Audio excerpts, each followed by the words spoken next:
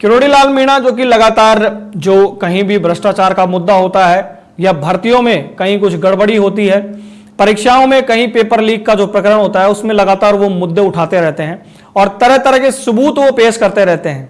लगातार वो हमलावर रहते हैं और जो पिछली सरकार थी कांग्रेस सरकार, उसमें तो वो बहुत ज्यादा एक्टिव रहे थे और लगातार जो उनके पास कई ऐसे सबूत थे उन्होंने पेश किए और अब खुद की सरकार में भी लगातार वो युवाओं के लिए बात उठाते रहते हैं।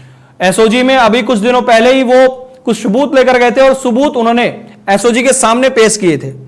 तो किरोड़ी लाल मीणा लगातार युवाओं के लिए हमेशा तैयार रहते हैं। अभी एक जो परीक्षा है एसआई परीक्षा, उसको उन्होंने तत्काल रद्द करने के लिए मुख्यमंत्री भजनलाल शर्मा को एक पत्र लिखा है। उस पत्र में उन्होंने कहा है कि ये जो परीक्षा है ये रद्द होनी चाहिए।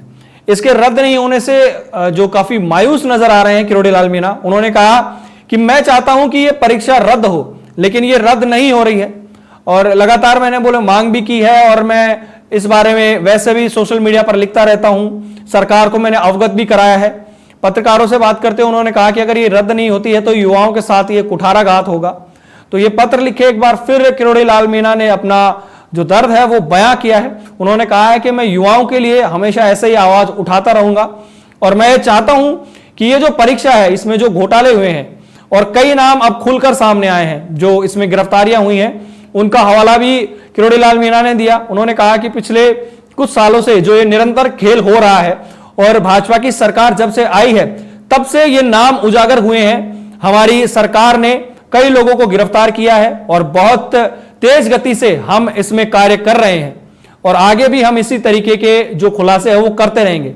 लेकिन फिर उन्होंने कहा कि ये जो परीक्षा है जिसमें इतने घोटाले सामने आए हैं ये कहीं ना कहीं रद्द होनी चाहिए। बेरोजगार युवाओं के साथ ये जबरदस्त खिलवाड़ पिछली सरकार में हुई थी। पिछली सरकार में मैंने हर पेपर का RS का 18 का उठाया, RS 21 का उठाया, टीचर्स का, JEN का, सब इंस्पेक्टर का, लेक्चरर सब उठाया, लेकिन उस समय कार्रवाई दबा दी गई।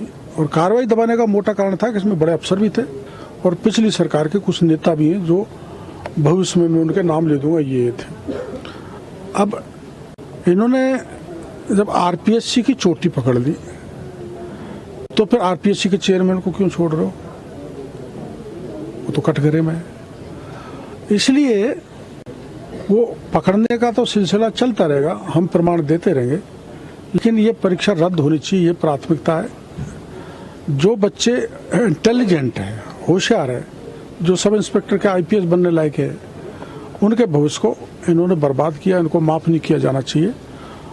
और आपको ये भी पता है कि जितने फर्जी पकड़े गए हैं उनकी परीक्षा कराएगी, तो न तो लिखित में ना वाई में वो कंडम निकले।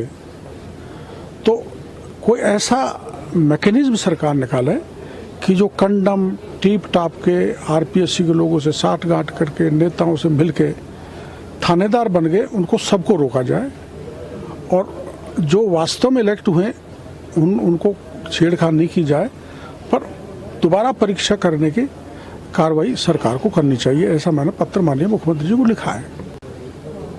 अब इसमें RPSC के 3 चेयरमैन पूर्व, RPSC के 6 मेंबर इसमें शामिल हैं, RSK में भी, सब इंस्पेक्टर में।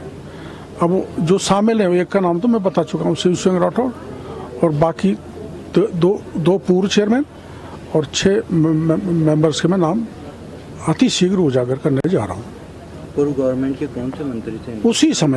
उसी समय के पहले मैंने उजागर कर दिए थे, लेकिन उसमें ED लेट हो गई और राज्य की SOG ने काम नहीं किया। अभी मैं उजागर नहीं करना चाहूँगा क्योंकि फिर वो आप जानते हो कहीं न कहीं सिस्टम को मैनेज नहीं कर लें, इसलिए नाम मैंने अभी बाद में नाम भूपेंद्र सारण का पत्र जो मेरे को उस समय मिला था कांग्रेस के राज में, वो मैंने आपको दिया, मीडिया के सामने बताया कि भूपेंद्र सारण से 84 लाख रुपए मोहन पोसवाल और उसके साथियों ने गए।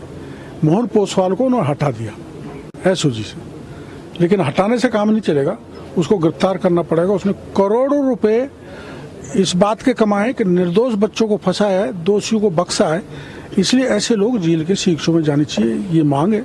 और उसके लिए ये जरूरी है कि सब इंस्पेक्टर भर्ती परीक्षा का पेपर रद्द हो, दोबारा परीक्षा कराई जाए।